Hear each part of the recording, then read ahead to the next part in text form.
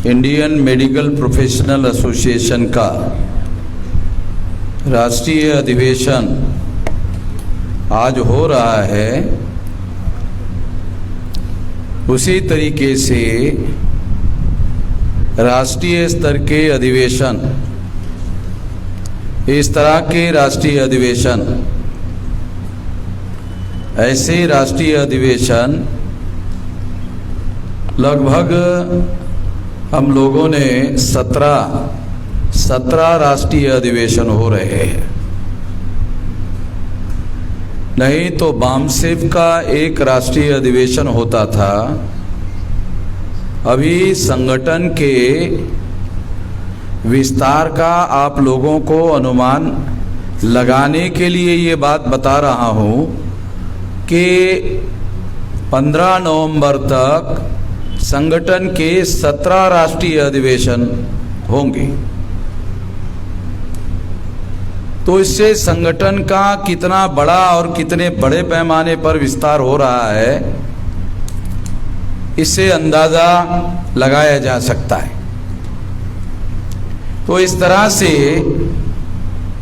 हमारे संगठन की शक्ति बहुत तेजी से बढ़ रही है और 10 साल में हमारे इस तरह से एक साल में 100 राष्ट्रीय अधिवेशन होंगे। 365 दिन में 100 राष्ट्रीय अधिवेशन होंगे। तो इससे आप अंदाजा लगा सकते हो कि 2030 तक हमारे जो ऑफशूट संगठन है, उन ऑफशूट संगठनों का कितना विशाल जाल सारे देश भर में बनेगा।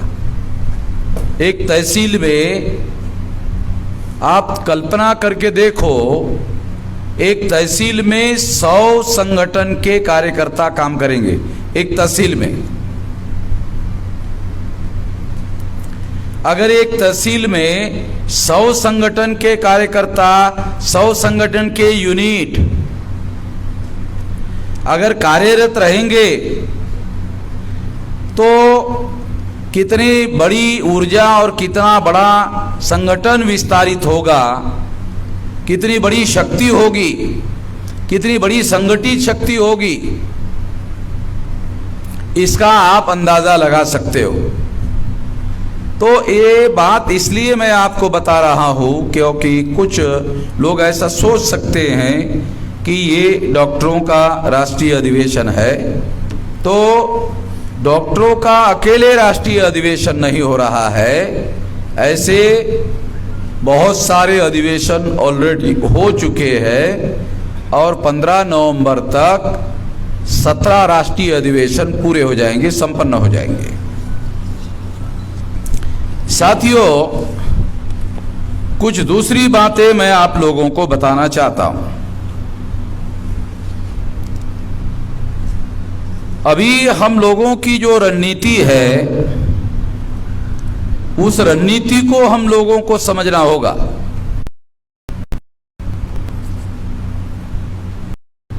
हमने पिछले कई सालों को लगाकर, मैं खुद ही उम्र की 18 साल 3-4 महीने का रहा होगा, तब से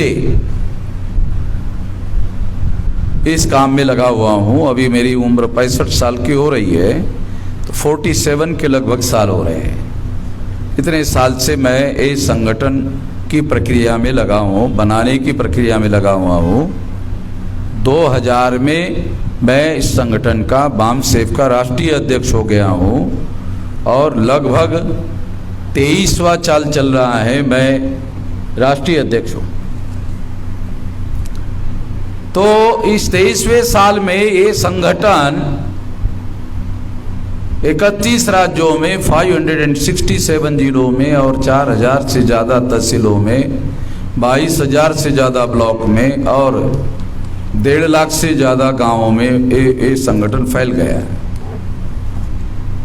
तो आने वाले समय में हम लोग जो है ये 6.5 लाख गांवों में से 6 लाख गांवों तक इसका विस्तारित करने की योजना है।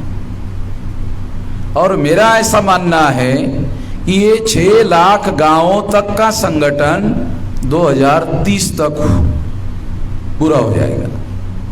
2030 तक 6 लाख गांवों में हमारा संगठन फैल जाएगा और तमाम और संगठन भी गांवों में, मजदूरों का संगठन, किसानों का संगठन, तो ये भी बड़े पैमाने पर फैल जाएगा।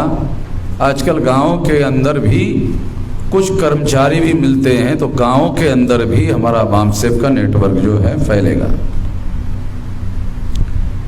हमारी ये भी योजना है कि 3.5 लाख ग्राम पंचायत है, 6.5 लाख गांव है। हर गांव में ग्राम पंचायत नहीं है, तो हम ग्राम पंचायत का भी संगठन, सरपंच लोगों का संगठन, ग्राम पंचायत के पंचों का संगठन, जो अभी है उनका संगठन, जो रह चुके हैं उनका संगठन, समाज को जोड़ने के लिए, क्योंकि जो ग्राम पंचायत में सदस्य है और रह चुके हैं वो प्रतिनिधि है गांव के, तो गांव के लोगों को जोड़ने वाले लोग हैं, उनका अगर हम संगठन बना लेते हैं तो ये गांव के लोगों को हर संभव, हमारे जो SC ST OBC माइनॉरिटी के लोग हैं उनको जोड़ने में कामयाब हो जाएंगे। तो इस तरीके से हम लोगों को काम करना बहुत ज़्यादा ज़रूरी है और इसीलिए इस तरीके से हम लोग काम कर रहे हैं। तो 10 साल में हमारी जो बड़ी रणनीति है वो है बाम से पढ़े लिखे लोगों का, एजुकेटेड क्लास, ए वर्ग है, एजुकेटेड क्लास, पढ़ा लिखा वर्ग, इनका संगठन है बाम से। तो अब हम लोग ये जो क्लास है उससे संगठन को मास की दिशा में लेके जा रहे हैं। अभी हम जो संगठन है, ये रणनीति में जो बहुत बड़ा बदलाव आया हुआ है, उस बदलाव को समझो, उस बदलाव को समझने की जरूरत है।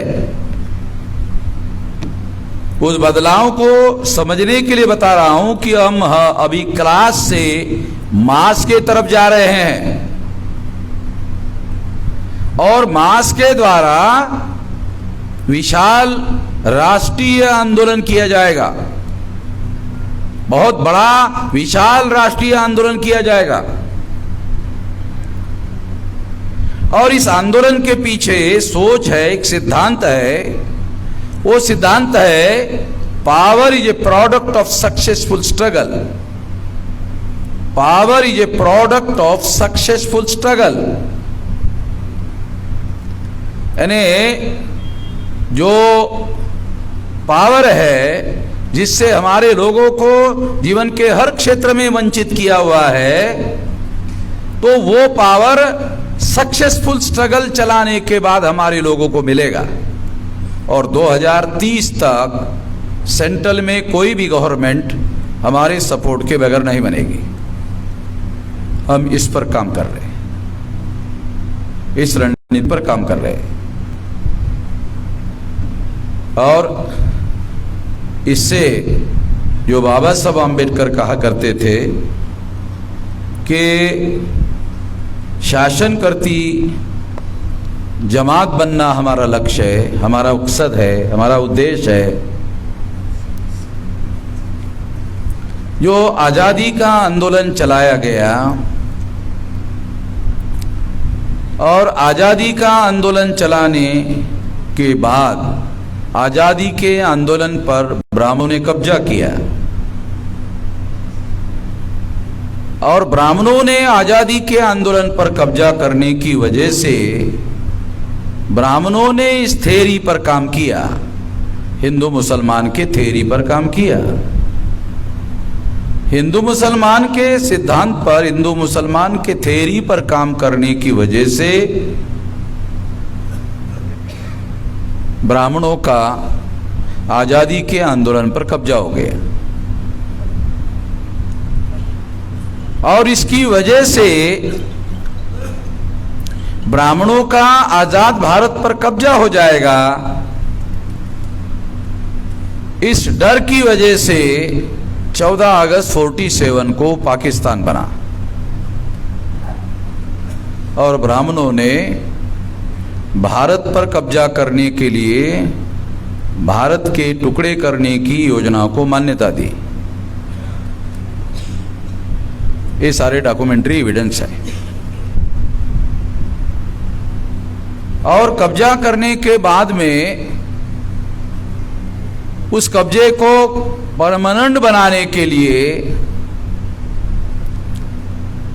मुसलमान पाकिस्तान में जाने के बाद भी हिंदू मुसलमान का सिद्धांत चालू ही रखा, ताकि शेड्यूल कास्ट के लोगों को जो संवैधानिक अधिकार शेड्यूल कास्ट के नाम पर मिले हुए हैं, शेड्यूल ट्राइब के लोगों को शेड्यूल ट्राइब के नाम पर जो अधिकार मिले हुए हैं, ओबीसी को ओबीसी के नाम पर जो अधिकार मिले हुए हैं, तो इनकी संख्या 74.5% हो जाती है।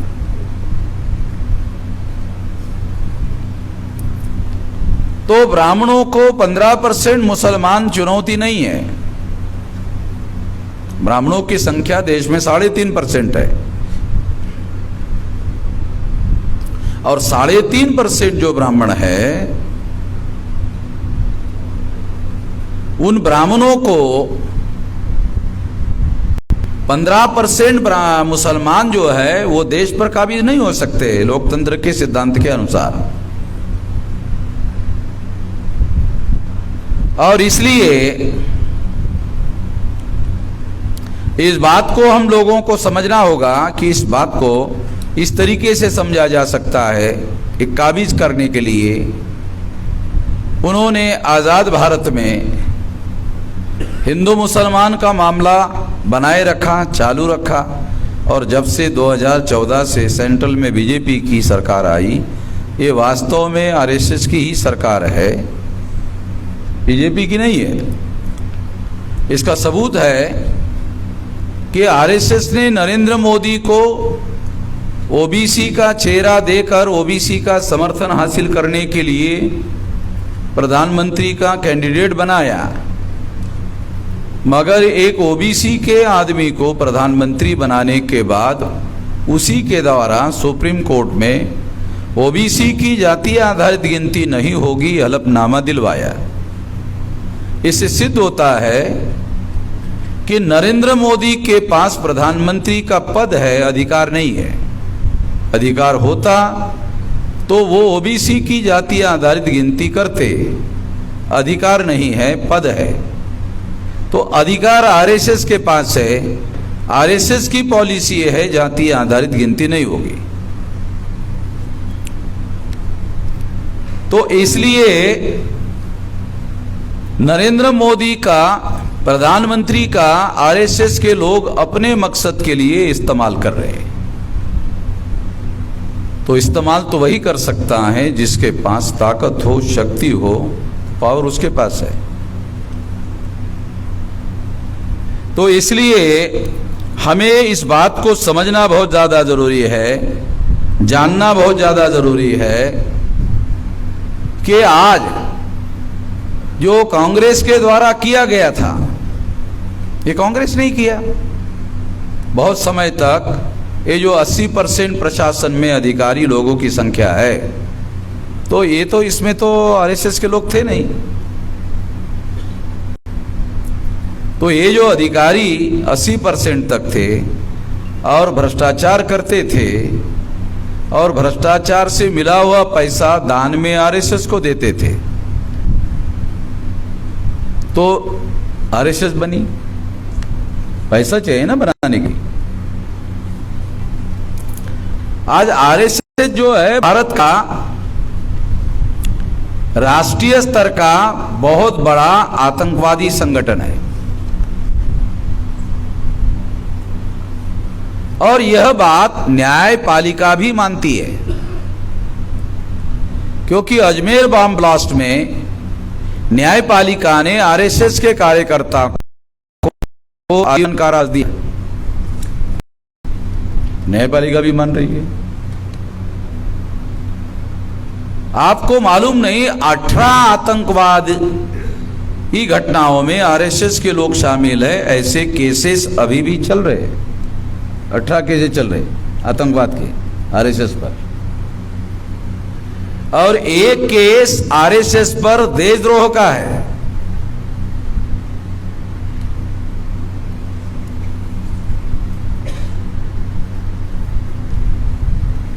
तो जब तक सरकार है तब तक ये लोग डिले करते रहते हैं, कोर्ट में केसेस को डिले करते रहते हैं, ये करते रहते हैं।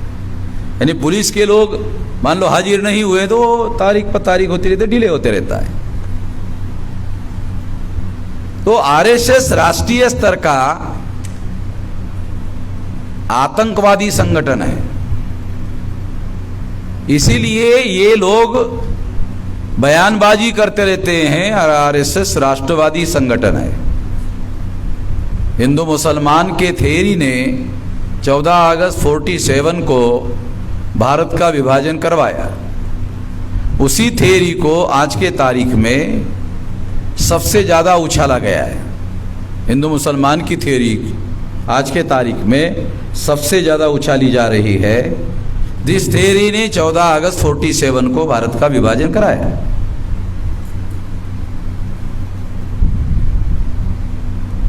ब्राह्मण लोग ब्राह्मणों का वर्चस्व निर्माण करते हैं, तो हिंदू शब्द का इस्तेमाल क्यों करते हैं? क्योंकि बहुत सारे एससी एसटी ओबीसी के लोग इग्नोरेंस में अपने को हिंदू कहते हैं। एक वामन मेश्राम अगर छोड़ दिया जाए तो बहुत सांच लोग जो है वो अपने को हिंदू कहते हैं, क्योंकि वो मुसलमान कह नहीं सकते, वो क्रिश्चियन कह नहीं सकते। और इस तरह का काम करने के लिए मुस्लिम लोगों के द्वारा भी आरएसएस को इनडायरेक्टली मदद होती है कि जो मुसलमान नहीं है वो सारे के सारे हिंदू हैं। मुस्लिम लोगों का ये कहना है, मैंने हमारे मुस्लिम भाइयों को कई बार कहा कि आप जिस आरएसएस का विरोध करते हो उसको सबसे ज़्यादा मदद भारत में संगठित रूप से अगर कोई कर रहा है तो आप ही कर रहे हो। टाइम क्या हुआ सर? टाइम बताओ। हाँ, तो इसलिए मैं अपनी बात, क्योंकि 5 बजे इसे समाप्त करना है, तो हमने 6 तारीख को इतना विशाल आंदोलन खड़ा किया। और ऐसा कोई आंदोलन मैंने हाईकोर्ट में हलफनामा भी दिया कि कोई हिंसा नहीं होगी, और जो मैंने हलफनामा दिया वैसा हमारे लोगों ने साबित किया कि कोई हिंसा नहीं। लाखों लोगों के भीड़ में एक कार थी। मौर्य जी कहाँ है? हमारे मीडिया वाले मौर्य जी है? उन्होंने मुझे फोटो दिखाया। लाखों लोगों के भीड़ में एक कार जो है फंसी हुई है, और किसी ने मौर्य को टेलीफोन किया, अरे वो कार जला दी जाएगी अब। मगर वो कार, आंदोलन खत्म हुआ वो वैसी की वैसी। तो मैं तो हमारे मीडिया लोगों को कहा, अरे ये कवर स्टोरी का सब्जेक्ट है, 1 घंटा भर इस पर बोला जा सकता है कि लाखों लोगों के भीड़ में एक कार जो है बच गई। ये तो ऐसा इतिहास में कभी हुआ ही नहीं। ये प्रमाणित करता है, सिद्ध करता है कि हम कानून और संविधान के दायरे में रहकर काम करेंगे। ऐसा जो मैंने हलफनामा हमारे लोगों के समर्थन से, भरोसे पर दिया था, वो भरोसा 200% सही है। हमने हाई कोर्ट में जो लिख कर दिया वो सही साबित हुआ, हमने सही साबित किया। और आरएसएस का जो वकील था उसने जो झूठी इंफॉर्मेशन हाई कोर्ट के जज को दी, हिंसा होगी, ये होगा, ऐसा होगा, सारा झूठ साबित हो गया। उन्होंने जो जुडिशरी को गुमराह किया वो झूठ साबित हो गया। अभी मैं जजेस को लेटर भी लिखने वाला हूं कि वो झूठ साबित हो गया, और हमने जो कहा हलफनामा वो सच साबित किया, और जो हमने लिख कर दिया उसको आपने नहीं माना, जो उन्होंने झूठ कहा उसको आपने माना। सुप्रीम कोर्ट के द्वारा आंदोलन करने का मौलिक अधिकार है, एक से कई बार सुप्रीम कोर्ट ने कहा, और हाई कोर्ट को बंधन है सुप्रीम कोर्ट के ऑर्डर को मानकर ऑर्डर देना। आप लोगों को मालूम नहीं हो ये संवैधानिक व्यवस्था। सुप्रीम कोर्ट के जजमेंट के विरोध में हाई कोर्ट को कोई जजमेंट देने का अधिकार नहीं है। हमारे लोगों को पता नहीं है, इसलिए मैंने नहीं माना। संविधान सुप्रीम है। और इस तरह से साथियों, हमने इतिहास में बड़ा काम किया और सिद्ध किया। तो ये एक हमारे आंदोलन की छोटी सी झलक थी। मैं जानता हूं हमारी ताकत कितनी है। तो इसलिए हम 4 चरणों में हमारा आंदोलन घोषित किया है। वो चरण के बारे में मैंने मीडिया में बता दिया है, आपको जानकारी है। तो अब जो समर्थन की लहर सारे देश भर में चल रही है, उसे संगठन में कन्वर्ट करो, संगठन की शक्ति बढ़ाओ। संगठन की शक्ति बढ़ाने के बाद फिर आंदोलन होगा। 2024 के चुनाव के पहले इससे और बड़ा आंदोलन होगा। अगर सुप्रीम कोर्ट ने, आखिरी बात, अगर सुप्रीम कोर्ट में हमारी केस है, अभी चल रहे, सुप्रीम कोर्ट ने अगर अनुमति दी तो आरएसएस के हेडक्वार्टर पर मोर्चा लेकर जाया जाएगा। ये हमने स्थगित किया हुआ है। स्थगन समझते हो ना, स्टे किया हुआ है, खत्म नहीं किया। हाँ, पोस्टपोन किया है सुप्रीम कोर्ट के निर्णय तक। इतना ही कहना चाहता हूँ। आप लोग अपने इलाके में तैयारी करें, विजय हमारी है।